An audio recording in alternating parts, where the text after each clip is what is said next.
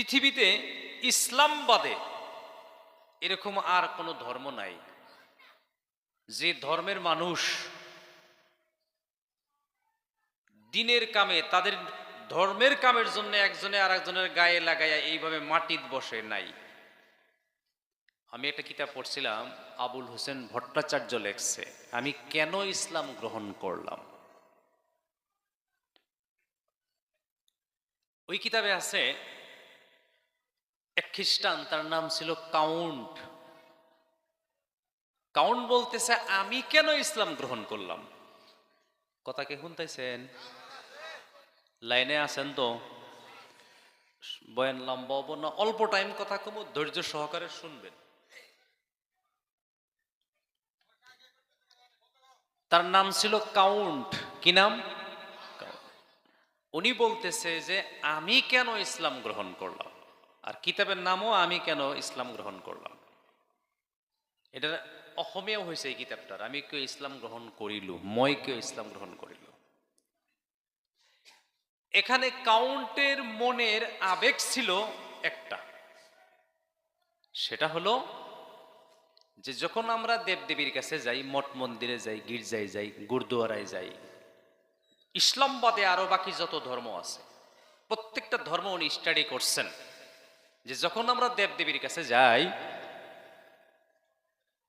তখন দেখি ধনী মানুষগুলো বসার জায়গা আলাদা, গরিব মানুষ বসার জায়গা আলাদা।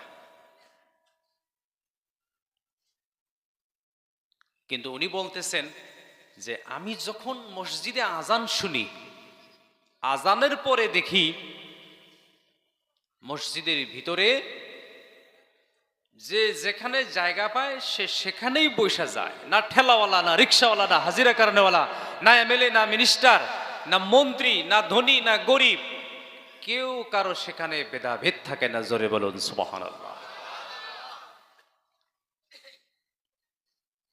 আমার যুবক বন্ধু কাউন্ট এডওয়ার্ড বলতেছে দুইটা ধর্মের মধ্যে এতটুকুন পার্থক্য কেন?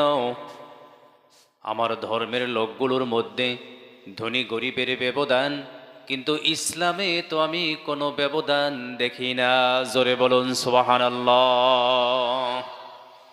মুয়াজ্জিন যখন মসজিদে আজান দিয়ে দেয়, আসসালাতু খায়রুম মিনান নাওম, আসসালাতু খায়রুম মিনান নাওম, আল্লাহু আকবার ধ্বনি দেয়, আল্লাহু আকবার, আল্লাহু আকবার, আশহাদু আল্লা ইলাহা, আশহাদু আল্লা ইলাহা ইল্লাল্লাহ। আজান দেওয়ার সঙ্গে সঙ্গে লক্ষ্য করে দেখি গাড়িওয়ালায় গাড়ি ছেড়ে দেয়, ঠেলাওয়ালা ঠেলা ছেড়ে দেয়, কাজ কর্মওয়ালা কর্মীরা কাজ ছেড়ে দেয়, ছেড়ে দিয়ে ওযু করে যে ইমামের পিছনে জায়গা পায় সেখানেই বসে যায়, যে ডান দিকে জায়গা পায় সেখানেই বসে যায়, যে আগের কাতারে জায়গা পায় নাই। একজন বাদশা যদি আগের কাতারে জায়গা না পায়, উনি মসজিদের পিছনের কাতারেই ওই ঠেলাওয়ালা হাজিরা করনেওয়ালাদের পিছনেই দাঁড়ায়া যায়। জোরে বলুন সুবহানাল্লাহ। আমার যুবক বন্ধু আল্লামা কবি ইকবাল বলেছিলেন, এক হি সফ মে খড়ে হো গয়ে, এক হি সফ মে খড়ে হো গয়ে, মাহমুদ ও আয়াজ, না কোই বান্দা রহা, না কোই বান্দা নওয়াজ। জোরে একবার বলি সুবহানাল্লাহ। আল্লামা কবি ইকবাল বলেছেন একই কাতারে বাদশাও দাঁড়িয়ে যায়, মাহমুদও দাঁড়িয়ে যায়, আয়াজও দাঁড়িয়ে যায়। ও যুবক বন্ধু, আমার মুরব্বী বাবাজিরা, আল্লাহর আকাশের নিচে জমিনের উপরে গোটা পৃথিবীতে আরো যত ধর্ম আছে এই পৃথিবীতে ইসলাম বাদে আর কোনো ধর্মে এই জিনিসটা পাওয়া যায় না। জোরে বলুন সুবহানাল্লাহ। ইসলাম ছাড়া আর কোথাও এটা নাই। তো কাউন্ট বলতেছেন যে আমি মনে মনে ভাবলাম, সিদ্ধান্তটা আমি কি করলাম, সিদ্ধান্তে উপনীত হয়ে গেলাম, আমার মনোভিত্তিটা, মনের ভাবটা আমি চেঞ্জ করলাম যে আমি ইসলাম গ্রহণ করব। দীর্ঘদিন ধরে চিন্তা ভাবনা করতে করতে কাউন্ট বলতেছেন, চিন্তা ভাবনা করতে করতে কেমনে কিভাবে কোথায় গিয়ে ইসলাম গ্রহণ করা যায়। নিজের ধর্মের লোকেরাও তো বাধা দিবে, নিজের পরিবারের মানুষ তো মারধর করবে, করবে কিনা কথা বলেন। এইভাবে চিন্তা করতে করতে ও যুবক বন্ধু, কাউন্ট বলতেছেন, একদিন আমি রাত্রে স্বপ্নে দেখলাম বিরাট তরঙ্গমালা, বিরাট ঢেউ, একটি নদী আমি সাঁতার কাটতেছি। বিরাট তরঙ্গ, বিরাট ঢেউ, সাঁতার কাটতে কাটতে আমি যখন ওই পারে পৌঁছে যাব, কে যেন আমাকে ডেকে বলতেছে, বলো তো দেখি, এই মহা বিপদ থেকে উত্তাল তরঙ্গমালা, এই ঢেউ, এগুলা তোমাকে পেরিয়ে ওই পারে যাওয়ার জন্য তোমাকে সাহায্য করলো কে? এই শব্দটা আমি যেমন শুনলাম আমার ঘুম ভেঙে গেল।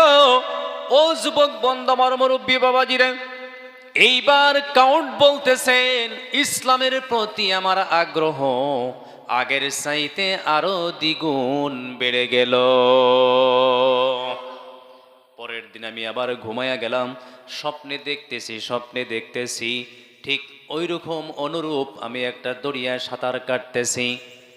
কাটতে কাটতে আমি যখন মাঝ দরিয়ায় পৌঁছে গেলাম, কে যেন আমাকে ডাকতেছে, ও কাউন্ট, তুমি যে এখন দরিয়ার মাঝখানে, বাকিটুকুন তোমাকে কে পার করবে? তুমি কিভাবে পার হয়ে যাবা? ও যুবক বন্ধুরা, কাউন্ট বলেন, উনি আর কেউ ছিলেন না, ওই কণ্ঠস্বর ছিল আখেরি মোহাম্মদ পয়গম্বর সাল্লাল্লাহু আলাইহি ওয়াসাল্লামের। ঘুম থেকে আমি সজাগ হয়ে গেলাম, দরিয়া আমি পারি হয়ে গেলাম। স্বপ্ন যোগে অমনি আমার ঘুম ভেঙে গেল। আমি ঘুম থেকে উঠে দৌড়ানো শুরু করে দিলাম।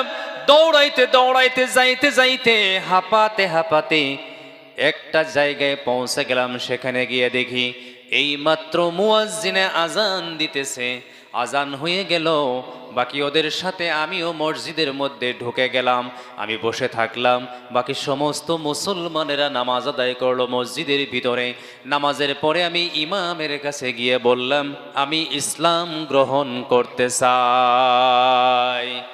ইমাম আমাকে বললেন, তুমি সর্বপ্রথম গোসল করতে হবে, পাক ও পুত পবিত্র হতে হবে, এরপরে তোমাকে পড়তে হবে লা ইলাহা ইল্লাল্লাহু মুহাম্মাদুর রাসূলুল্লাহ সাল্লাল্লাহু আলাইহি ওয়াসাল্লাম। সঙ্গে সঙ্গে ইমাম সাহেব আমাকে কলিমা পড়ালেন। এরপর থেকে আমি মুসলমান হয়ে গেলাম। যুবক বন্ধু, ইসলাম আদর্শর কারণে আসছে। আল্লাহর রাসূল, ওমর ফারুক, আবু বকর সিদ্দিক, উসমান গনি, আলী রাদিয়াল্লাহু তাআলা আনহুম আজমাইন, ওনারা তিনজনেই কাবা ঘরের পাশে বসে বসে আলোচনা করতেছেন। হঠাৎ করে এক ইহুদি কাবা ঘরের কাছে গেলেন। ওইখানে গিয়া কাবা ঘরকে সম্মুখে নিয়ে দাঁড়াইয়া পেশাব করতে শুরু করলেন। ওমর ফারুকের তো মিজাজটা অত্যন্ত গরম ছিল। খাফে থেকে তরবারি বের করে বললেন, ইয়া রাসূলুল্লাহ, ইয়া হাবিবাল্লাহ, আপনি অনুমতি দেন, ওর মাথাটা ওর শরীর থেকে আমি আলাদা করে দেই। আল্লাহর পয়গম্বর আখিরি নবী মুহাম্মদুর রাসূলুল্লাহ সাল্লাল্লাহু আলাইহি সাল্লাম বলেন, ওমর শান্ত হও, শান্ত হয়ে যাও। ওই ইহুদিকে তুমি পেশাব করতে দাও, পেশাবটা ক্লিয়ার হতে দাও। এখন যদি তুমি ধমকি দাও, এখন যদি তুমি তরবারি নিয়ে এগিয়ে যাও, পেশাবটা বন্ধ হয়ে যাবে। ওর হয়তো কোনো বড় বেমার হয়ে যাইতে পারে, বেমারি হয়ে যাইতে পারে। পেশাব করতে দাও, এরপরে আমি রাসূল নিজেই ওকে জিজ্ঞাসা করব। জোরে বলুন সুবহানাল্লাহ। ও যুবক বন্ধুরা, এইবার বিশ্বনবী মুহাম্মদুর রাসূলুল্লাহ সাল্লাল্লাহু আলাইহি সাল্লাম ভালো করে লক্ষ্য করে দেখলেন ইহুদির পেশাব কমপ্লিট। আল্লাহর নবী সাহাবাদেরকে বললেন, ডেকে ডেকে আমার কাছে নিয়ে আসো। রাসূলের কাছে গেলেন। রাসূল পিঠের উপরে হাত দিয়ে বললেন, ভাই ইহুদি, তুমি কি জানো না এইটা গোটা পৃথিবীর মানুষের মগজ, এইটাই কাবা ঘর, এইটাই আল্লাহ পাকের ঘর। পৃথিবীর বিভিন্ন প্রান্তর থেকে মানুষ এসে এসে এখানে সোয়াব হাসিল করে। তুমি এই জায়গায় কেন দাঁড়িয়ে পেশাব করলা? তখন ইহুদি বলতেছেন, ইয়া রাসূলুল্লাহ, ইয়া হাবিবাল্লাহ, ও আল্লাহর পয়গম্বর, ও আল্লাহর নবী, এটা আল্লাহ পাকের ঘর, এটাও আমি জানি। আখিরি পয়গম্বর আপনি, ওটা আমি জানি। এরা আপনার বিশিষ্ট বিশিষ্ট সাহাবা, আমি তথাপিও চিনি। কিন্তু সত্যিকারে আমি এখানে পেশাব করলাম। নবী গো, আপনি বলে রহমত নিয়ে পৃথিবীতে এসেছেন, দেখবো আপনার ব্যবহারটা কেমন।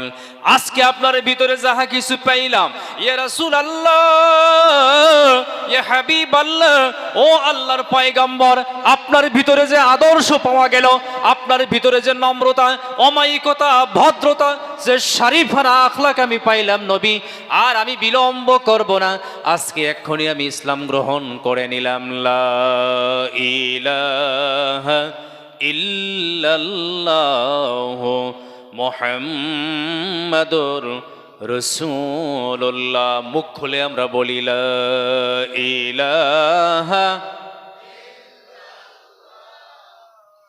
মুহাম্মাদুর রাসূলুল্লাহ সাল্লাল্লাহু আলাইহি ওয়াসাল্লাম।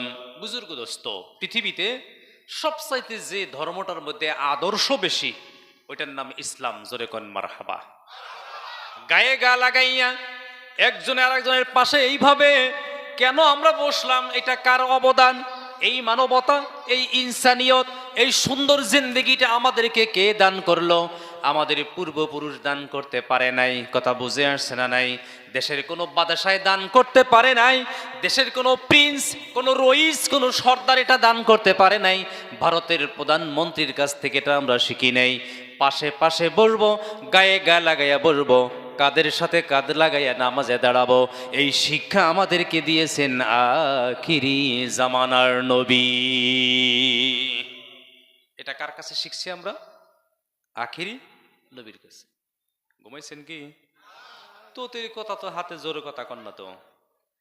জিকির করি সুবহানাল্লাহ আলহামদুলিল্লাহ ওয়া ইলাহা ইল্লাল্লাহ সুবহানাল্লাহ আলহামদুলিল্লাহ ওয়া ইলাহা ইল্লাল্লাহ মুহাম্মাদুর রাসূলুল্লাহ সাল্লাল্লাহু আলাইহি ওয়াসাল্লাম। আল্লাহর আসমানের নিচে, জমিনের উপরে, গোটা পৃথিবীর ভিতরে 1,24,000 পয়গম্বর মহান আল্লাহ রব্বুল আলামিন পৃথিবীতে পাঠিয়ে দিলেন। সব চাইতে যে নবী, যে রসুল, যে পয়গম্বর পৃথিবীতে বেশি বরকত নিয়ে আসলেন, তিনি আমাদের আখিরি জামানার নবী। কত বরকত নিয়ে আসছেন! ওই সময় আরব দেশে একটা নিয়ম ছিল, আরবের মানুষের বাচ্চা জন্ম নিলে, আরবে খুব গরম, কিন্তু এখান থেকে 120 মাইল ডিস্টেন্স তায়েফ শহর, খুব ঠান্ডা জায়গা, মাত্র 120 কিলোমিটার ডিস্টেন্স। ওইখানে গেলে ঠান্ডা লাগে। আর তায়েফ শহরটা সরজমিন থেকে টাউন 40 মাইল উপরে, পাহাড়ের উপরে। কথা বুঝতেছেন? তায়েফের পাহাড়টা এইভাবে বগাইয়া বগাইয়া উঠতে হয়। আমি আলহামদুলিল্লাহ 2 বার গেছি তায়েফ শহর। ওইখানে গেলে গায়ে কাপড় না থাকলে দাঁড়ায় থাকা যায় না, এত ঠান্ডা হাওয়া। তো ওই যুগের মানুষ, মক্কা নগরীর মানুষ, বাচ্চা জন্ম হইলেই তায়েফ থেকে মানুষ দলে দলে উট নিয়ে আসতো, বলে আমার বাচ্চাটা তুমি পাইলা দিবা। মক্কার মানুষে কইতো, আমার বাচ্চাটা পাইলা দেওয়া, আবহাওয়া ভালো, 2 বছর পালবা, তোমারে 200 রিয়াল দিমু, 300 রিয়াল দিমু, তোমারে অত দিনার দিমু, অত দিনহার দিমু। এইভাবে তারা একটা এগ্রিমেন্ট, চুক্তি করিয়া পোলাফান বছর বছর তায়েফের মানুষে এসে নিয়ে যাইতো। আমার যুবক বন্ধু, আমাদের আখিরি জামানার নবী বিশ্ব নবী মুহাম্মদুর রাসূলুল্লাহ সাল্লাল্লাহু আলাইহি সাল্লাম 570 খ্রিস্টাব্দে জন্ম নিলেন মা আমিনার ঘরে। কথা ঠিক না ঠিক? নবীজি যে বছর জন্ম নিলেন, অন্যান্য বছরের মতো তায়েফের মানুষ ওই বছরও মক্কাতে আইসা হাজির হইয়া গেল। তাইফের মানুষে কইলো তাহলে এই বছরও যাই, পোলাফান নিয়ে হেগে পয়সা পাম। তো এই গ্রুপের সাথে মা হালিমাতু সাদিয়া রওনা দিলেন। মা হালিমাতু সাদিয়ার বাড়ি হইল, এটা যেমন এই ওয়ালটা যেমন আপনার আরব বা মক্কা নগরীর এরিয়াটা শেষ হইল, ওখানে লেখা আছে ইলা নিহায়াতিল মক্কা, মক্কা ইন্ড, বেদায়াতুত তাইফ, তাইফ স্টার্ট। তো ওইখান থেকেই খালি পাহাড়ের উপর দিকে উঠা লাগে, কেবল কার দিয়ে উঠা যায়, কেবল কার। 40 মাইল জায়গা 5 মিনিটে নিয়ে যাব কেবল কারে, এটা কারেন্টে চলে। তো একবার কেবল কারে গেছি, আর একবার ওই আপনার ছোট গাড়ি দিয়ে গেছি। তাইফ শহরে উঠলেই প্রথম যে শহর, ওইটার নাম হলো কুদনা শহর। কি নাম কইলাম? কুদনা, KUDNA, কুদনা। আরবিতে হইল কুদনা, লাস্টে হে আছে, কুদনা। এই কুদনা শহরে হযরতে আলী রাদিয়াল্লাহু তাআলা আনহু কিছুদিন বসবাস করতেন। যেখানে বসবাস করছেন, যে ঘরে বসবাস করছেন, যে বিচারালয়ে বিচার করছেন, এই ঘরটাতে আমি উঠছিলাম। ঘরটা ভেঙে গেছে, কিন্তু স্মৃতি হিসাবে সৌদি গভর্নমেন্টে চতুর্দিকে বাউন্ডারি করে ওইটাকে রাইখা দিচ্ছে। সুবহানাল্লাহ কোন। এটা জিকির করি লা ইলাহা ইল্লাল্লাহ, লা ইলাহা ইল্লাল্লাহ, লা ইলাহা, লা ইলাহা ইল্লাল্লাহ মুহাম্মাদুর রাসূলুল্লাহ সাল্লাল্লাহু আলাইহি ওয়াসাল্লাম। আমার যুবক বন্ধু, এই কুদনা শহর থেকে 40 মাইল যাইতে হয়। ওইখানটার নাম হলো রুদ্দাব শহর, যেখানে মা হালিমা সাদিয়ার বাড়ি ছিল। ওই রুদ্দাব শহরে আমরা পৌঁছে গেলাম। ওইখানে যাইয়া দেখলাম এখনো পর্যন্ত মা হালিমাতু সাদিয়ার ঘরটা, বাড়িটা, যেখানে রাসূলকে 2 বছর লালন পালন করেছিল, ওই জায়গাটা সৌদি গভর্নমেন্টে শুধু খেজুরের বাগান লাগাইয়া রাখছে। জোরে কোন সুবহানাল্লাহ। আর তাইফ শহর, আল্লাহ রাসূলের জামানায় তাইফের মানুষে খুব বেশি বেশি আঙ্গুরের বাগান করত। ওইখানে হযরতে ইউনুস পয়গম্বরও বাস করছে তাইফ শহরে। এই ঘটনার সময় থাকলে আমি পরে কম। আমার যুবক বন্ধু ও মুরব্বীরা, এইবার মা হালিমাতু সাদিয়া রাদিয়াল্লাহু তাআলা আনহা মনে মনে ভাবলেন, সকলেই মক্কা নগরী থেকে ছোট ছোট বাচ্চা এনে 2 বছর 3 বছর 4 বছর করে লালন পালন করে দেয়, টাকা পায়। এইবার এই তায়েফের গ্রুপের সাথে আমরাও মক্কা নগরীতে যাব। এটা কাফেলা তৈরি করলেন। ওই যুগে একা একা কোনো মানুষ চলতে পারতো না, বেশি ডাকাতে ধরতো। আমার যুবক বন্ধু মা হালিমাতু সাদিয়া রাদিয়াল্লাহু তাআলা আনহা ওনার স্বামীকে বললেন, প্রাণের স্বামী, এই কাফেলার সাথে আমরাও মক্কা নগরীতে যাব, একটা বাচ্চা আমরা নিয়ে আসবো, ওদের মতো বাচ্চাটাকে আমরা পালবো, 2 বছর পাললে 200 রিয়াল আমরা পাবো। রওনা দিলেন। কাফেলা তায়েফ শহর থেকে বের হয়ে গেল। তায়েফ শহর বের হয়ে যাওয়ার পরে কিছু সময়ের ভিতরেই কাফেলার বাকি যারা ছিল তারা মা হালিমাতু সাদিয়া যে উটের পৃষ্ঠে বসা ছিল, এটা ছিল দুর্বল, এটা ছিল কমজোর, এর এই উটনির ওলনিটা শুকাইয়া গেছিল।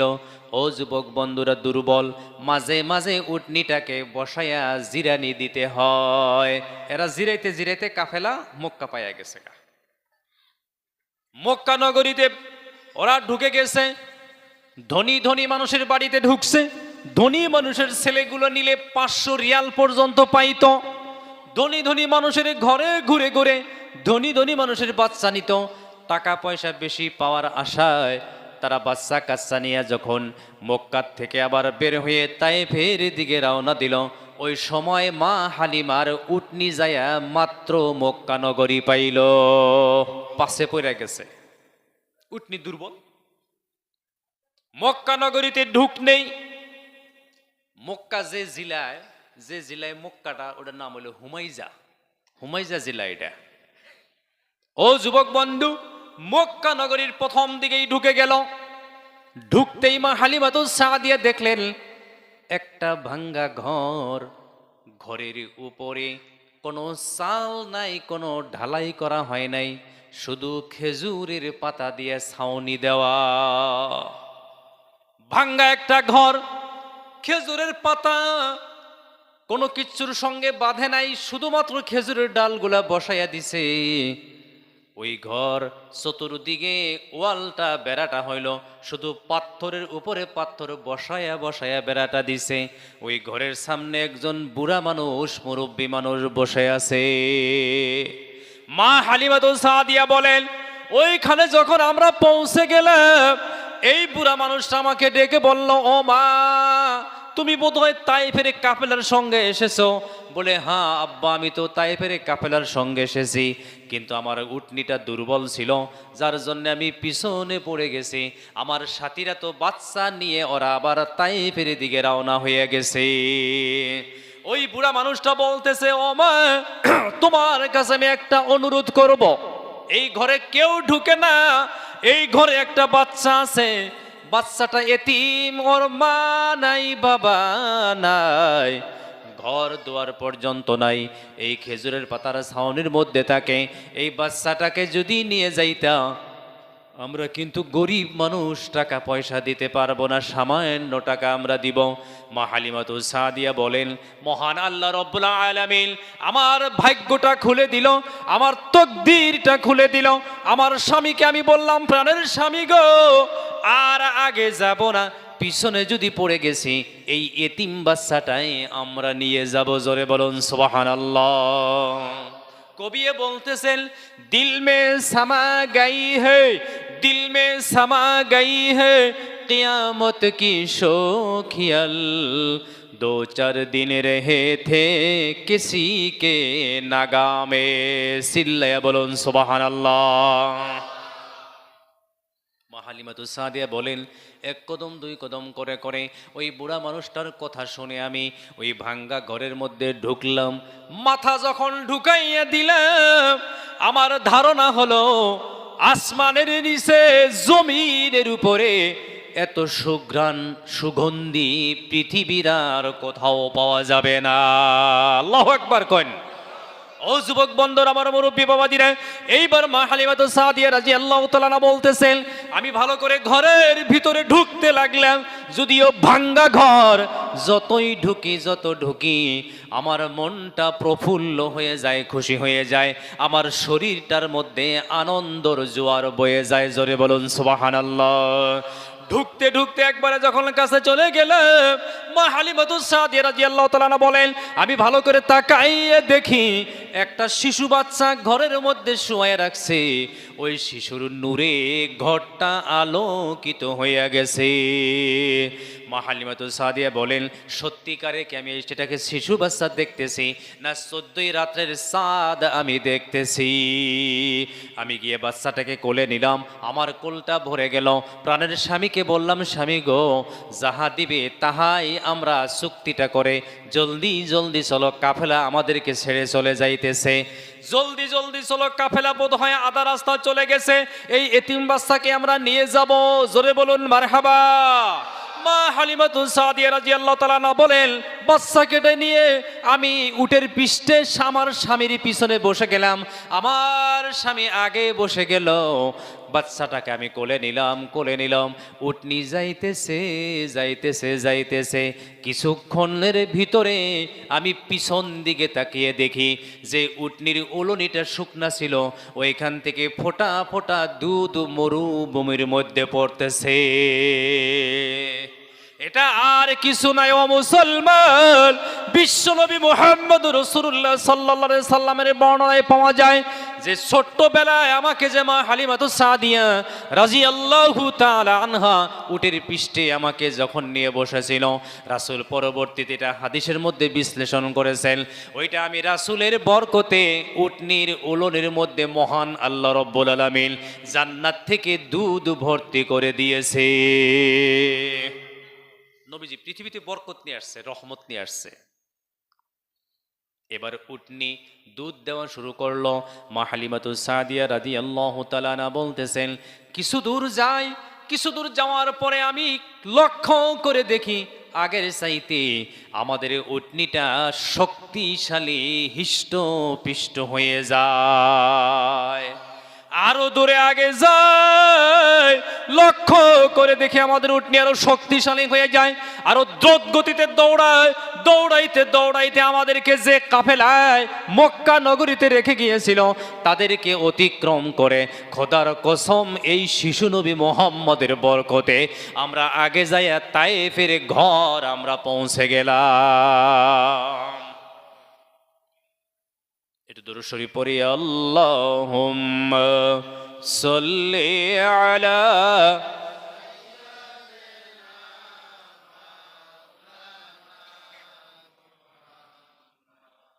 ওয়া আলা আলি সাইয়্যিদিনা মাওলানা মুহাম্মদ।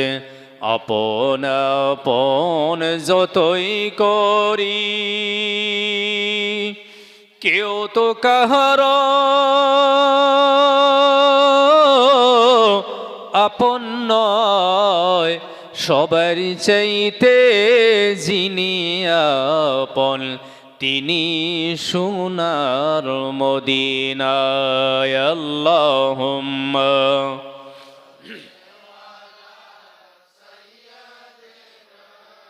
মৌলানা মুহাম্মদ ওয়া আলা আলি সাইয়্যিদিনা মৌলানা মুহাম্মদ। আমার যুবক বন্ধু, আমার মুরব্বী বাবাজিরা, মা হালিমাতুস সাদিয়া বর্ণনা করতেছে, যখন আমরা আমাদের বাড়ি পৌঁছে যাব, বাড়ি যখন পৌঁছে যাব, উটনি তরুতাজা হয়ে গেল, উটনি আমাদের শক্তিশালী হয়ে গেল। আমার যে কোলে শিশু বাচ্চা, উনি আর কেউ নন, উনি হলেন আখিরি পয়গাম্বর মুহাম্মদুর রাসূলুল্লাহ। জোরে কোন সাল্লাল্লাহু আলাইহি ওয়াসাল্লাম। মা হালিমাতুস সাদিয়া বলেন, আমি যখন বাড়ি পৌঁছে গেলাম, আমাদের বাড়িতে ছোট্ট ছোট্ট কয়েকটা বকরি ছিল। বকরিগুলো ছোট হওয়ার কারণ হলো বকরিগুলো বাচ্চা দিছে, দীর্ঘদিন ধরে বাচ্চায় দুধ পায় না। অত্যন্ত বেশি রোদ্রের কারণে, বেশি মরুভূমির কারণে ঘাস টাসগুলা মরে গেছে। এইবার মা হালিমাতুস সাদিয়া রাদিয়াল্লাহু তাআলা আনহা বলেন, আমি যখন বাড়িতে ঢুকে গেলাম, বাড়িতে গিয়ে দেখি যে ছাগলের যে বকরির বাচ্চারা দুধ পাইতো না, এই শিশু নবীর বরকতে বাড়িতে ঢুকতেই দেখি ওই বকরির বাচ্চাগুলায় বকরির উলনির থেকে দুধ পান করতেছে। বরকত শুরু হয়ে গেছে। জোরে কোন সুবহানাল্লাহ। সেই নবীর নাম যদি আজকে আমরা এখানে নেই, নবীর মহব্বতে মসজিদে বরকত হইতে পারে কিনা কন্ত দেখি, কথা বলেন, পারে কিনা? আমার যুবক বন্ধু, আমার মুরব্বী বাবাজিরা, মা হালিমাতুস সাদিয়া রাদিয়াল্লাহু তাআলা বলেন, দ্বিতীয় নম্বরে যে কেরামতি বাড়িতে গিয়ে দেখলাম, যে মুজিজাটা বাড়িতে গিয়ে দেখলাম, আমাদের বাড়িতে একটা কুয়া ছিল, ওই কুয়াটা দীর্ঘদিন ধরে শুকিয়ে গেছে, পানি উঠাবার কোনো ব্যবস্থা নাই। এত গেহরা পানিটা, এত তলে যে ওই তলে পর্যন্ত রশি দিব, এই রশিটা তায়েফ শহরে পাওয়া যাবে না। কুয়া শুকায় গেছে। মা হালিমাতুস সাদিয়া রাদিয়াল্লাহু তাআলা আনহা বলেন, আমি যখন বাড়িতে ঢুকলাম, বাড়িতে ঢুইকা আমার পানির প্রয়োজন হলো।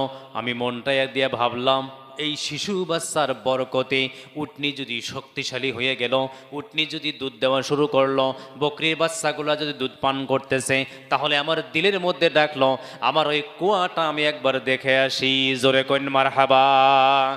মা হালিমাতুস সাদিয়া রাদিয়াল্লাহু তাআলা আনহা বলতেছেন, আমি দৌড়াইয়া কুয়ার কাছে গিয়ে দেখি শিশু নবী মুহাম্মদ সাল্লাল্লাহু আলাইহি সাল্লামের বরকতে আমার বাড়ির ওই কুয়ার পানি উতলাইয়া কুয়ার মুখ পর্যন্ত পৌঁছে গেছে। আমরা বাড়িতে গিয়ে কুয়ার থেকে পানি নিলাম, পানি ঘরে রাখলাম, কলসি ভর্তি করলাম, যাহা যাহা বাসন ছিল ভর্তি করে দিলাম। তার কারণ আমার মনে সিদ্ধান্ত নিলাম, আমি বুঝতে পারলাম এটা এই বাচ্চার জন্যই বরকত হতেছে। মা হালিমাতু সাদিয়া বলেন, নিশ্চয় নিশ্চয় এই বাচ্চাটা দুনিয়ায় যে আসছে কোনো সাধারণ মানুষ হবে না। আমার যুবক বন্ধু, আমার মুরব্বী বাবাজিরা, 3 নম্বরে মা হালিমাতু সাদিয়া রাদিয়াল্লাহু তাআলা আনহা বলতেছেন, আমার বাড়িতে ছোট্ট মোট্ট একটা খেজুরের বাগিচা ছিল। খেজুরের গাছগুলো রৌদ্রের কারণে, মরুভূমি মরুধানের কারণে জ্বলে পড়ে ছারখার হয়ে গেছে। কিন্তু আমি শিশু নবীকে নিয়ে যখন আমি বাড়িতে পৌঁছে গেলাম, খেজুরের বাগানের দিকে তাকাইয়া দেখি আমার বাড়িতে শিশু নবী আসবার আগে আগে ওই গাছে খেজুর ধরে ধরে পাইকা পাইকা রস টপ টপ করতেছে। আমরা কেমন নবীর উম্মত বুজুর্গ দোস্ত, একটু দরুদ শরীফ পড়ি। আল্লাহুম্মা সাল্লি আলা সাইয়্যিদিনা মাওলানা মুহাম্মদ ওয়া আলা আলি সাইয়্যিদিনা মাওলানা মুহাম্মদ। আমার যুবক বন্ধু, আমার মুরব্বী বাবাজিরা, আবু তালেব আল্লাহর নবীজির আপন চাচা ছিলেন। আবু তালেব নবীজির আপন চাচা। আবু তালেব হলো আলী রাদিয়াল্লাহু তাআলা আনহুর বাবা। ও যুবক বন্ধুরা, আমার মুরব্বী বাবাজিরা, আবু তালেব বলতেছেন, যেদিন নবীজির বয়স 40 হয়ে যায় তখন আমাদের নবী নবুয়তি পাওয়া যায়। কত বছর বয়সে নবুয়তি পাইছে? 40। আবু তালেব বলতেছেন, আমার ভাতিজা যেদিন নবুয়তি পাইলেন, নবুয়তি পাওয়ার পরে একদিন আমার ভাতিজাকে বললাম, ভাতিজা তুমি যেদিন জন্মগ্রহণ করেছিলা সেদিন একটা বস্তু আমি দেখেছিলাম, আজ পর্যন্ত পৃথিবীর কোনো মানুষের কাছে আমি বলি নাই। একটু জিকির করি, লা ইলাহা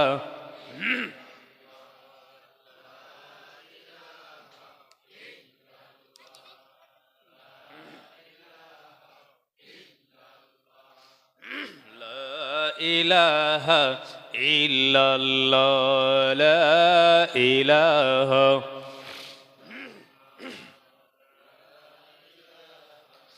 ইল্লাল্লাহ মুহাম্মাদুর রাসূলুল্লাহ। আবু তালিব বলে, ভাতিজা মোহাম্মদ 40 বছর এই কথাগুলো গোপন রেখেছিলাম, আমি আর গোপনে রাখবো না, কারণ তুমি এখন নবী হয়ে গেছো, তোমার কাছে আমি এই কথাগুলো বলবো। বলে, চাচা বলুন বলুন। বলে, 1 নম্বরে 40 বছর কাউকে ক নাই, নবীজির 40 জন্মের 40 বছর পরে কইতেছে। কথা শুনতেছেন কি? লাইনে আছেন কি? আমার ছোট ভাইরা লাইন ঠিক আছে? মারহাবা মারহাবা, জোরে মারহাবা।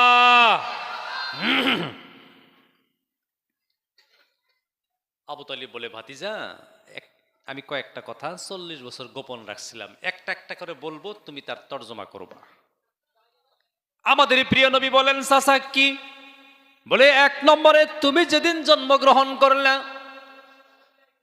তোমার জন্মগ্রহণ করার খবর আমি পাইলাম। তোমার জন্মগ্রহণ করার খবরটা পাইয়া খুশি হইলাম। খুশির কারণে চোখ থেকে দরদর করে পানি পড়তে লাগলো। তার কারণ আমার মনে পড়ে গেল, আজকে যদি আমার ভাই আব্দুল্লাহ থাকতো তাহলে ওর সন্তানটাকে প্রাণ ভরে দেখত। ও ভাতিজা মোহাম্মদ, পৃথিবীতে এসেছো এই জন্য আমি খুশি হয়েছি, কিন্তু তুমি যে এতিম হয়ে জন্ম নিলা ওই জন্য আমার চোখ থেকে দর দর দর দর করে পানি এসে গেল। আমার ভাতিজা তো এতিম হয়ে জন্ম নিল, ওই জন্যে খুশির তাড়নায় আমি উটনিটা ঘর থেকে বের করে উটনির পৃষ্ঠে সোয়ার হইয়া তোমাকে দেখার জন্যে অগ্রসর হইলাম। উট বাড়ি করলাম খুশিতে, হাইটা গেলেই পারে, কিন্তু কি নিয়ে গেছে? উট। কথা কইেন, উট নিয়ে গেছে। এই যে এটা ঠিক হয়েছে, এটা যেটা কইছে জোরে কইছে, জোরে কইন মারহাবা, মাশাআল্লাহ। আবু তালিব বলেন, উট নিয়ে গেলাম তোমাকে দেখতে, কারণ আমার ভিতরে খুশি, আমার ভাতিজা জন্মগ্রহণ করেছে। উট নিয়ে গেলাম, আমি যাইয়া দেখি তোমাকে ওই দোলনার মধ্যে শোয়ায়া রাখছে। কিসে শোয়ায়া রাখছে? দোলনার মধ্যে। এই যে জল্লই, আঙ্গুর বাসায় জল্লই, এখন জল্লইও নাই, কিচ্ছুই নাই। জল্লুর দিন আসিল, খুব ভালো দিন আসিল, খাস্তাল দিছে বলে অনেক অসুখও নাই, তাই না গো? জোরে কোন মারহাবা। ভালো দিন গেছে, জীবনের দিন যেটি গেছে ব্যক্তি ভালো দিন গেছে, জোরে কোন আলহামদুলিল্লাহ। সব ভালো দিন গেছে। ওই যে খেতা গাইতে থাকছে মানুষে, তাই না গো?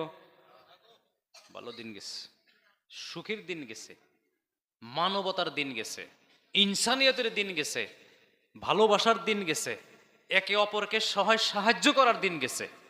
কথা ঠিক না? ওয়া ঠিক। এক বাইতে দুধের পিঠা বানাইলি গ্রামের বেহি খাইছে। আমার যুবক বন্ধু, ও মুরব্বী বাবাজিরা, আবু তালিব বলতেছে, ভাতিজা মোহাম্মদ নম্বর 1, তোমাকে দেখতে গেলাম উট নিয়ে। উটটা আমি খেজুর গাছের সঙ্গে বেঁধে তোমাকে দেখতে গেলাম, যাইয়া দেখি তোমার জল্লোর মধ্যে শুয়ে রাখছে। জল্লইটা এই দিকে সেই দিকে লাহে লাহে দৌড়ায়। ও ভাতিজা মোহাম্মদ, আমি একবার তোমার দিকে তাকাইলাম, আর একবার আমি আসমানের দিকে তাকাইলাম। আসমানের দিকে তাকাইয়া দেখি, ও ভাতিজা মোহাম্মদ, তুমি যেদিন জন্মগ্রহণ করেছিলা সেদিন জ্যোৎস্নাটা বড় আলো ছিল। জোরে বলুন সুবহানাল্লাহ। আমি গেলাম, তোমাকে ঝোল্লোর মধ্যে শুয়ে রাখছে। ও ভাতিজা মোহাম্মদ, ঝোল্লইটা বামে যায় ডাইনে যায়, লড়াচড়া করে। মোটামুটি কথা হলো, তুমি যেই দিকে যাও আমি আকাশের দিকে তাকাইয়া দেখি, তুমি যেই দিকে যাও আকাশের চাঁদটাও ওই দিকেই যায়। এক নম্বর প্রশ্ন, ভাতিজা এটা কি দেখছিলাম বলো?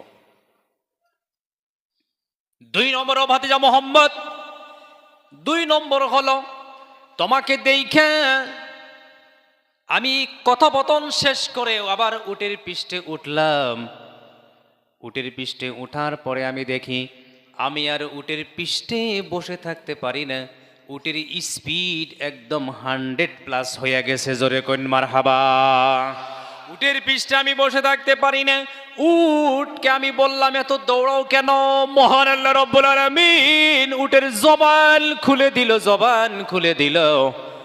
উট আমাকে বলতেছে, আবু তালিব, আজকে পৃথিবীতে আখিরি পয়গম্বর এসেছে, ওই খুশিতে আমি আর স্থির থাকতে পারতেছি না। ও ভাতিজা মোহাম্মদ, 3 নম্বরে দৌড়াইতে দৌড়াইতে দৌড়াইতে যখন আমি একদম কাবা ঘরের কাছে পৌঁছে যাই, লক্ষ্য করে দেখলাম আমার উটনি আমাকে পিঠে রাইখাই কাবা ঘরকে সামনে রাইখা সেজদায় পড়ে গেল। এই 3টা প্রশ্ন আমি কি দেখলাম ভাতিজা কও? বলে, চাচা বসো। 1 নম্বরে, ও চাচা, আমি হলাম আখিরি পয়গম্বর। আমার মা শুধুমাত্র পৃথিবীতে, বাবা নাই। বাবা আমাকে মার পেটে আমি যখন 6 মাস বাবা দুনিয়ার থেকে চলে যায়, আমি যে এতিম হয়ে জন্ম নিলাম, আমার জন্ম নেওয়ার পরে আমার এই বাচ্চা হিসাবে খেলাধুলা করার জন্য কোনো বস্তু কিনা দেওয়ার কোনো মানুষ মক্কা নগরীতে তখন ছিল না, আমার বাবা ছিল না। মহান আল্লাহ রব্বুল আলামিন আসমানের চাঁদকে আমার জন্যে খেলনা বানায়া দিছিল। আমি যেই দিকে যাইতাম আসমানের চাঁদ ওই দিকে যাইতো। চিল্লে কইন মারহাবা। জিকির করি লা ইলাহা ইল্লাল্লাহ, জুরে জুরে লা ইলাহা ইল্লাল্লাহ, লা ইলাহা ইল্লাল্লাহ, লা ইলাহা ইল্লাল্লাহ, মুহাম্মাদুর রাসূলুল্লাহ, সুবহানাল্লাহ, আলহামদুলিল্লাহ, ওয়ালা ইলাহা ইল্লাল্লাহ মুহাম্মাদুর রাসূলুল্লাহ সাল্লাল্লাহু আলাইহি ওয়াসাল্লাম। ও আমার ভাতিজা মোহাম্মদ, 2 নম্বরে আমি যে উটের পৃষ্ঠে উঠলাম আর থাকতে পারি না। স্পিড কেন বেশি হয়েছিল? আমার উটনি কেন এত স্পিড, এত কেন দৌড় দিয়েছিল?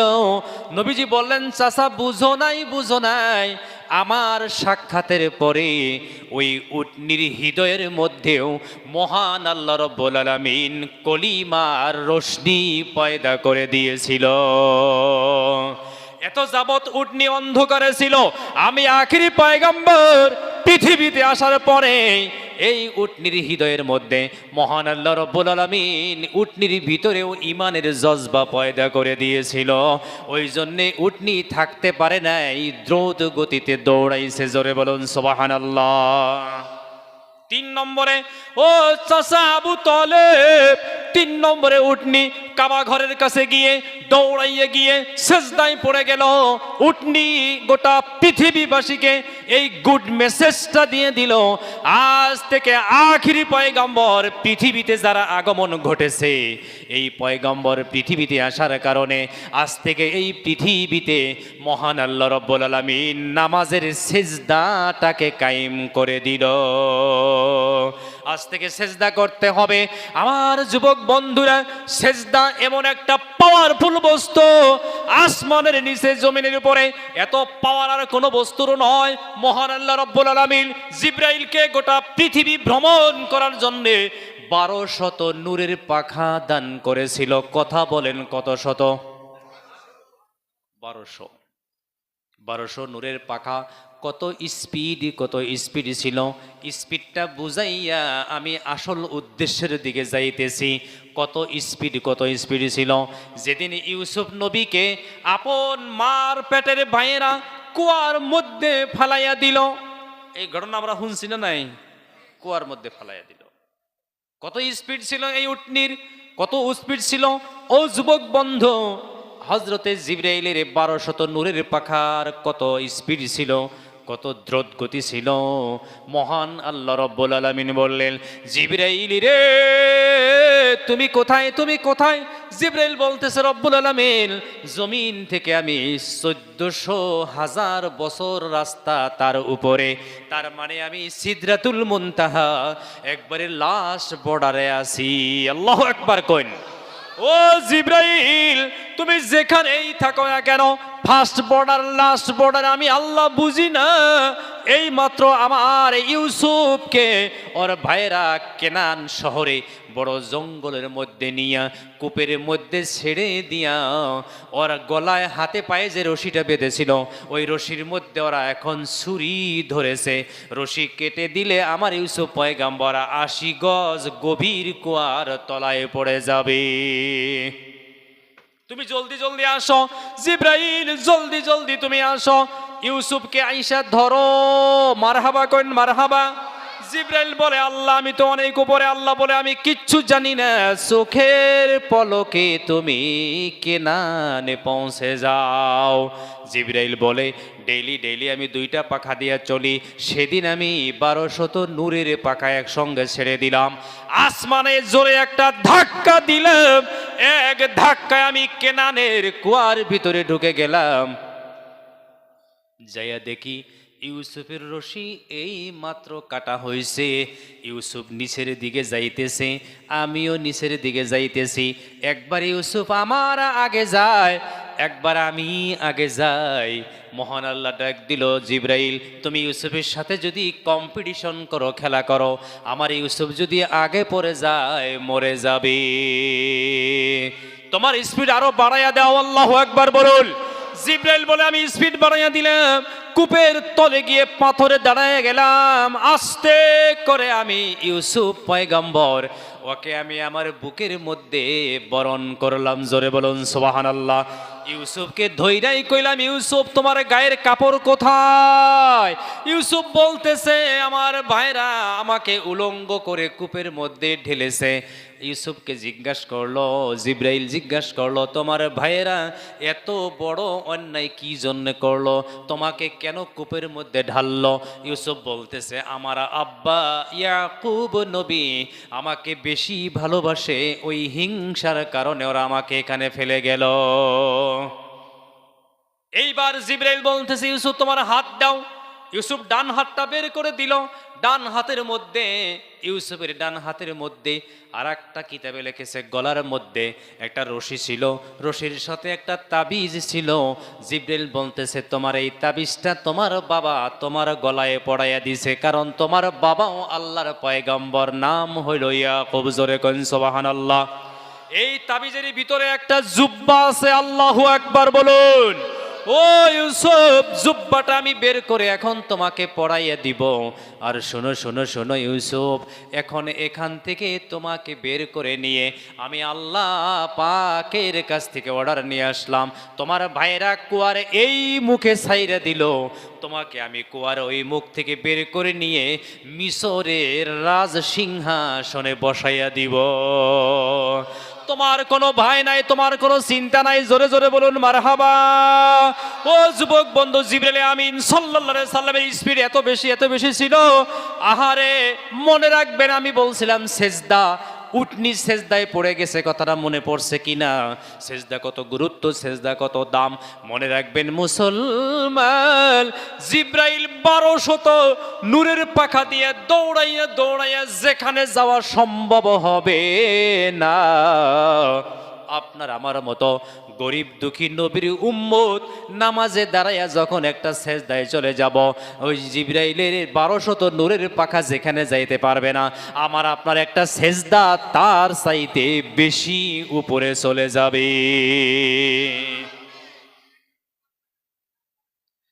আমার যুবক বন্ধু, ওই জন্য মহান আল্লাহ রাব্বুল আলামিন পবিত্র কালামুল্লাহ শরীফে ঘোষণা করলেন, ওয়াসজুদু ওয়াকতারিব। ও দুনিয়ার মুসলমানেরা, যদি তোমরা আল্লাহর নিকটতম হতে চাও, আল্লাহর করিবি হতে চাও, আল্লাহর পাশে থাকতে চাও, আল্লাহর গায়ে লাগতে চাও, তাহলে তোমরা সেজদায় পড়ে যাও। যত বেশি সেজদা করবা তত বেশি আল্লাহর পাশে চলে যাবা। সিল্লে কোন সুবহানাল্লাহ। আমার যুবক বন্ধু, আমার মুরব্বী বাবাজিরে, উটনি যদি নবীর মহব্বতে, নবীর কারণে, নবীর জন্যে, নবীর বরকতের কারণে উটনি যদি দৌড়াইতে পারে, উটনির হৃদয়ের মধ্যে যদি ঈমানের জজবা পয়দা হয়ে যাইতে পারে, নবীর মহব্বতে, নবীর বরকতে, নবীর ফজিলতের কারণে উটনি যদি কাবা ঘরকে সামনে রেখে সেজদায় পড়ে যেতে পারে, আল্লাহ রাব্বুল আলামিন ওই নবীর মহব্বতে আমাদেরকেও বরকত দিতে পারে না নাই? জোরে একবার বলি নারায়ে তাকবীর।